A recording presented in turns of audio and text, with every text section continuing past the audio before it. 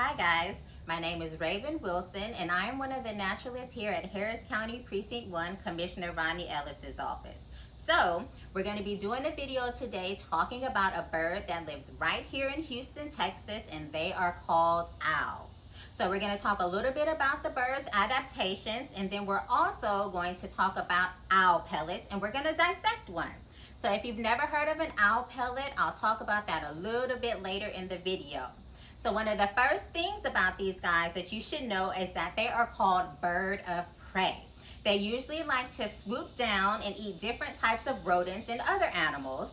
And they hunt when it is dawn or dusk, or they also hunt when it is nighttime.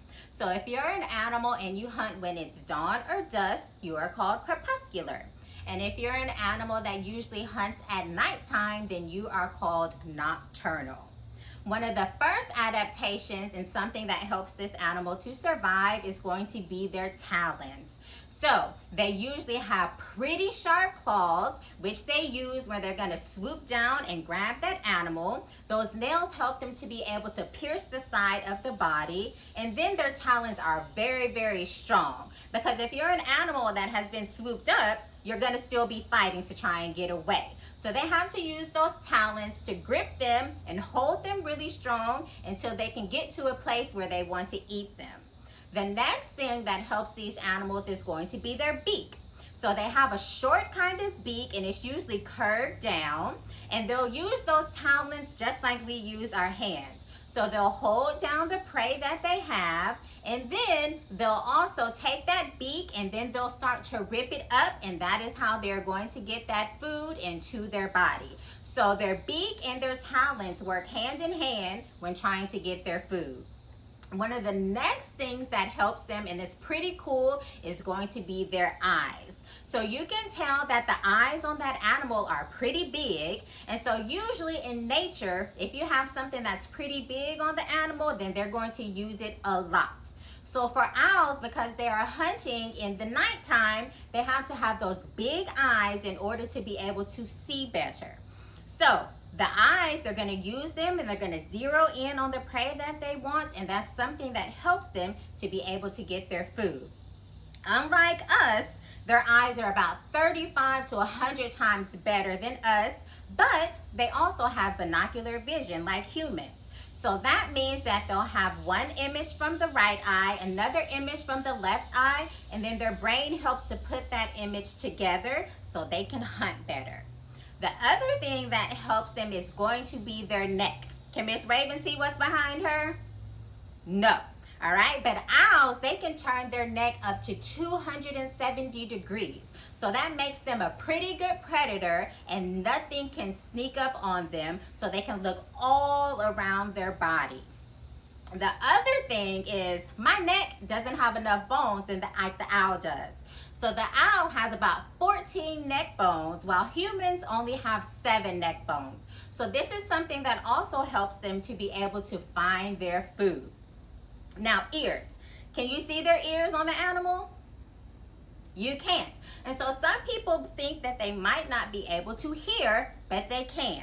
So we have little external ears. You can see that side to ours, but birds just have a little ear hole, and then they have feathers that cover that ear hole. And so it's good for them because it helps them when they're flying. It doesn't create so much pressure or resistance against the wind. And so just like you can see a dog or a cat, they move those ears. That's how you know that they're able to hear something, right? Well, the same thing happens with my owls. They can move those feathers a little bit, and it helps them to actually zero in and hear high-pitched noises. And so my rodents love to make high-pitched noise, and it makes them easier for them to be able to hear. Another thing about the ears is that they're not symmetrical. So it means they're not on the same level. One ear is a little bit above and one ear is a little bit below. And so it allows them to hear different levels and to be able to also find their prey. And so one of the last adaptations that I want to talk to you guys about with the owl is going to be their wings. So these animals have large wings, and then they have a light body. And so that helps them to be able to fly a little bit better. And so They also have comb-like serrations at the ends of their feathers, and it allows them to be able to push the wind back so they can become silent flyers. All right, so now that we've talked about some different adaptations that go along with the owl, we're going to get into the dissection of an owl pellet. So if you've never heard of that, an owl pellet is something that is regurgitated or thrown up from the owls, from what they have eaten before. So when they eat, they can digest all of the things like their intestines and the heart and all of those organs, but they don't digest the hair, and they don't digest the skeletal system. So the things that are wrapped up inside that pellet is going to be the skeletal system of the animal, and it is also going to be their hair or fur. If you've never seen a pellet, this is what they look like. So they normally come wrapped up in foil. Let me show you what it looks like without it. Like this. So this is an owl pellet that has been ordered from online that we were able to get here. And so we're going to take the time and we're going to dissect this, but first I need to tell you the things that you're going to need. So besides an owl pellet, you're going to need tweezers, and this is so you can pick through and try and get the bones. You're going to need some type of paper plate or towel that you actually want to put the pellet on. You're going to need something that can have a warm cup of water in it. So you can use a disposable cup or disposable bowl that you want and put it up with warm water. And then you're also going to need gloves if you want to. Again, whenever you buy the pellets online, most of the time they come sanitized. So that means they've been wrapped up in foil and they've been put in the oven. And so it kind of gets away from all of those little icky things that you don't want to touch. And another thing that you're going to need, but can also be optional, is going to be a skeletal key. So once you get finished dissecting the pellet, you can keep those bones and you can put it up against the skeletal key, and it kind of lets you know which bones you are looking at. And you can even try and put a whole animal together if you have enough pellets. So one of the first things that you're going to do is you're going to take your pellet, and then that warm cup of water that you have, you're going to let it soak. For the sake of time, Miss Raven has already soaked a pellet, and we're going to get into dissecting it right now. You'll just let it soak for like 30 minutes or until it's soft enough for you to be able to get your tweezers through. All right, so as I said, Miss Raven has already been soaking her pellet, so it's gonna be nice and soft for us to try and find some bones. So what you're gonna do is you're gonna take your tweezers and you're gonna try and get it out of the water. You can place this to the side. And now we'll just have our pellets sitting on the table. And so you're just gonna take these tweezers and you're just gonna try and rip it apart. And you're gonna see what you find. I think it might be a little bit easier if you have two sets of tweezers. But Miss Raven is just going to use her hand. Okay? So by looking at all of the hair in it, then that tells me that this is some type of small mammal. We already got one little bone. You can use your water that you put to the side if you need to get some of the hair off. Okay? Ooh, don't know what that is. Maybe some part of the rib system. It's really a good thing if you soak the pellet before. Some people do it dry and it makes it a lot harder, but you can see that it's easy for me to kind of go through and try and get all of the bones that it has right now. I even got some leaves in there.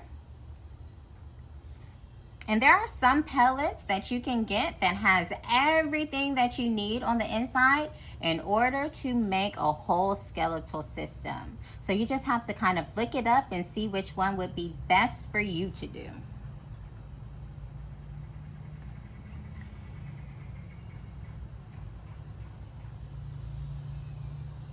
Okay, it looks like I have some part of the arm or the bone. And so you're just going to keep going through this until you figure out and get all of the bones out of the pellet. And so if you just want to do an extra activity, something you can do again is trying to get all of the bones and trying to see if you can kind of put a little bit of a body together depending on what you have. If you come across the skeleton or you come across the teeth, then that also might kind of help you figure out what kind of animal you have. This seems like it's a part of the hip.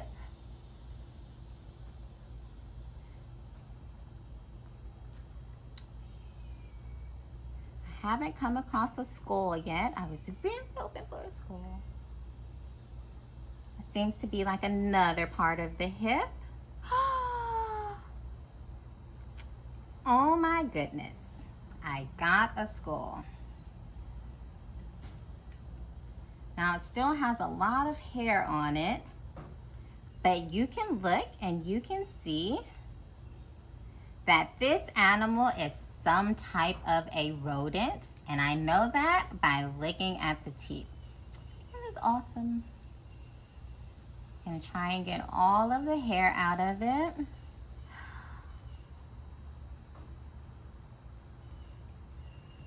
And I might have to just let it soak in the water for a little bit longer. But I know that the owl had a rodent. Set that right there. Okay.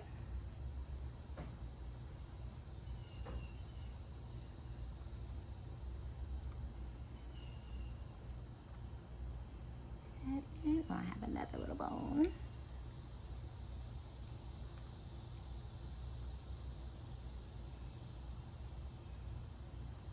Wow. Well, my animal had more than one rodent. And you can see that I've come across another rodent and skeletal. Wow. That is pretty awesome. Let me see if I can get some of it off if I dip it in the water. This one was a little bit more fragile. And now I think I only have the top of it. But again, you can see those two distinctive rodent teeth. They're right at the front.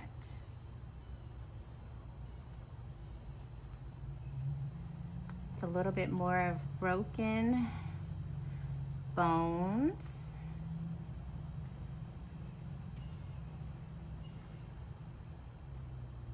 Oh, that's pretty awesome. So this is another part of the jaw that kind of came off.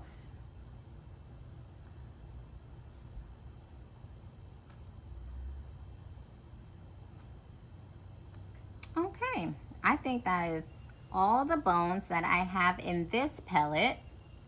Oh no, that might be an upper or lower jaw. And so again, something that you can do after you have gotten all the bones out of your pellet is you can use that identification chart and you can try and figure out where in the body that these bones come from.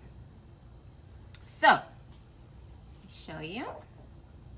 This is an example, and you can just pull this up and you can look at it online and then you can print it out. But this is something that shows you all the different bones. And then it also shows the top view and the side view.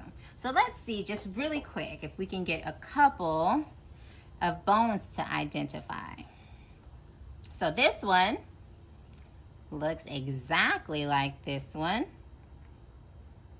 I think Miss Raven was right. This one comes from the hip bone.